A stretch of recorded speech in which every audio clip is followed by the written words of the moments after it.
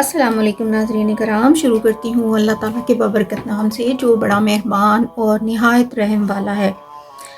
جب ان عورتوں نے حضرت یوسف کا حسن دیکھا تو وہ چاہتی تھیں کہ دوبارہ انہیں دیکھیں، اس لیے زلیخا سے کہنے لگیں کہ اسے دوبارہ بلاؤ، ہم کچھ ان کو سرزنش کریں۔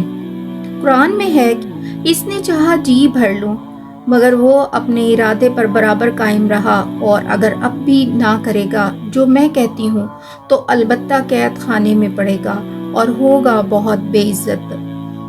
زلیخا نے پھر حضرت یوسف کو بلایا اور ان کے سامنے بٹھایا۔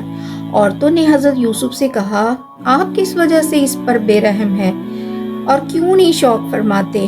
ایسا نہ ہو کہ اس عتاب سے آپ کو قید خانے میں ڈالا جائے۔ یہ سن کر حضرت یوسف نے کہا جیسا کہ قرآن پاک میں ذکر ہے۔ حضرت یوسف بولے، اے رب، مجھ کو قید پسند ہے اس بات سے جس طرف یہ مجھ کو بلاتی ہے۔ بعد میں زلیخا پریشان ہوئی کہ انہیں دوسروں کے سامنے نہیں لانا چاہیے تھا۔ بات کھل گئی۔ عزیز مصر کو جب یہ خبر ہوئی تو اس نے انہیں قید میں ڈالنا مناسب جانا، اور زلیخا نے بھی انہیں قید میں ڈالنا صحیح لگا کہ وہ لوگوں کی نظروں سے دور رہیں، اور زلیخا نے حکم دیا کہ بندی خانے کو خوب صاف کیا جائے اور ان کے لیے خاص اہتمام کروایا۔ صاف بچھونے بچھائے اور خوشبو کا بھی اہتمام کیا گیا۔ اس نے کہا کہ یہ قیدی نہیں، حصاری ہیں۔